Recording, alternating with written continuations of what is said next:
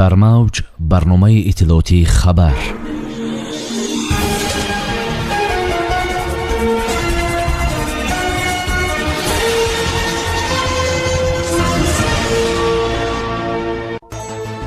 акбар ғуломов корхонаи нав бо 140 ҷойи кориро дар шаҳри душанбе фаъол кард. комбинати орди душанбе баъди 30 сол боз фаъол гардид. маълум шуд боғи ҳайвоноти нави пойтахт дар куҷо бунёд мешавад. зулмот фаро мерасад. охирин гирифтори офтоб дар соли 2020. шояд комилан баръакс. сиёсатшинос оид ба маслиҳат ба байден дар бораи русия. шарҳи ин ва дигар хабарҳо бо шумо ҳастам. меюниса атамлоева. салом. соҳибкор акбар ғуломов писари собиқ ноиби сарвазири тоҷикистон марҳум асадулло ғуломов дар шаҳри душанбе корхонаи истеҳсоли халтаҳои полипропилении ғаюрпакро ба истифода дод. طبق اطلاع کاتبات پرزیدنت مملکت افتتاحی کارخانه در حضور رهبر دولت محترم امامعلی رحمان برگزار گردیده در اساس تکنولوژی معاصر صاحب شرکت‌های پیشقدم جهانی فعالیت می‌نماید. کارگاه غیورپاک امکانیت دارد که در یک سال 50 میلیون دانه خلطه پلی‌پروپیلنی استحصال کرده با صفت بلند پیشنهاد خریداران نماید. خلطه‌های استحصال نموده شرکت یک کارته بوده استفاده آنها هم برای محیط بی‌ضرر و هم برای استفاده بری قلای است. آمده است در اطلاعیه. تاکید شده است که پس از کورس‌های بازآموزی در کارخانه غیورپاک 140 نفر ساکن محلی صاحب جای کاری دائمی و معاشی خوب گردیدند.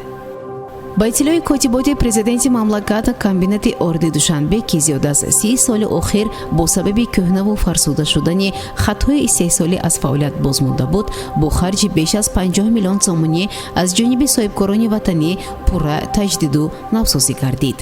масоҳати умумии комбинати орди душанбе 4 гектар буда сохтмон, таҷдид ва навсозии биноҳои мавҷуда имкон дод ки дар кӯтоҳтарин муҳлат аз ширкатҳои бонуфузи аврупо ва кофко инженеринг ва менеҷменти ҷумҳурии халқии хитой хатҳои истеҳсоли нав харидорӣ ва васлу насб карда шавад. омадааст дар иттилоия.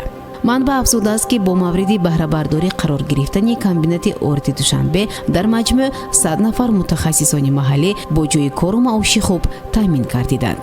дар ин комбинат дар як шабонарӯз 400 тонна гандум мавриди коркард қарор дода шуда бо номҳои майса, хӯша, сунбула ва суфра тавлиди бештар аз 10 навъи орд ки аз он ярмаи гандум, макарон, номгӯи зиёди маҳсулоти нонию қаннодӣ истеҳсол карда мешавад роҳандозӣ гардидааст. таъкид шудааст дар матлаб.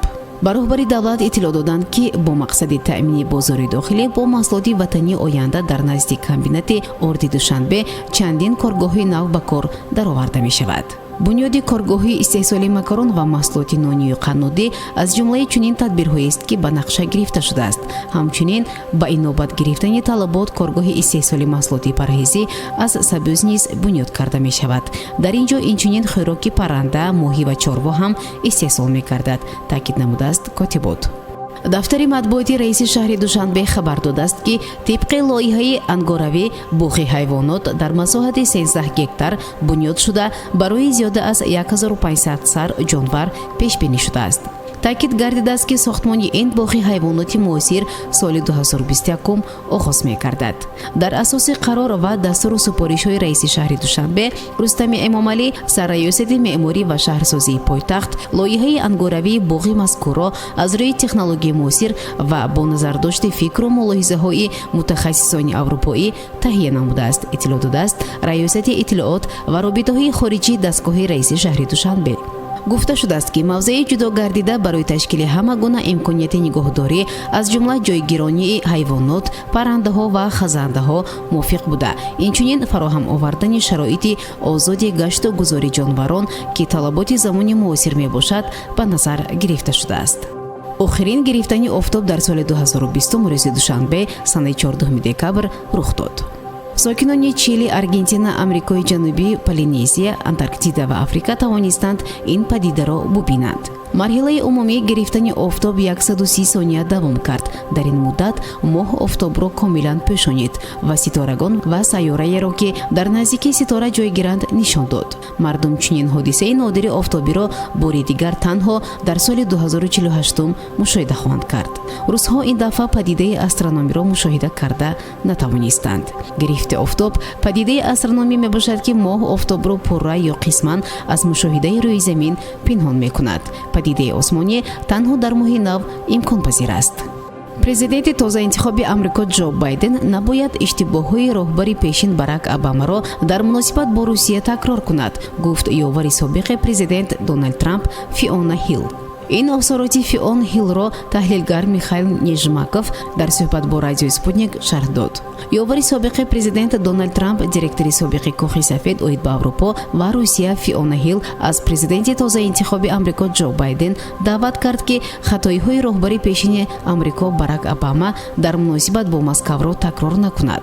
дар ин бора рӯзномаи The New York Times менависад: ба андешаи Ҳилл Байден бояд муносибати дигарро пеш гирад. Михаил Нежмаков, таҳлилгари пешбари агентии иртиботи сиёсӣ ва иқтисодӣ, дар мавҷи радиои Спутник ин изҳоротро шарҳ дод. ба гуфтаи сиёсатшунос, ин изҳорот нишон медиҳад, ки он ба шарофати фаъолияти Федератсияи Русия дар Ховари Миёна, амалиёт дар Сурия ва ғайра, афзоиши нуфузи Русия, имкониятҳои нави онро ба назар мегирад. шунавандагони гиромӣ, дар ҳаминҷо барномаи иттилоъоти хабар ба поён мерасад. барои ҳар яке шумо тансиятиву хонаводиро хоҳонем. хайр, тансияту некно бошед. барномаи иттилоъоти хабар аз рӯйдодҳои Тоҷикистон, минтақа ва ҷаҳон огоҳ бош.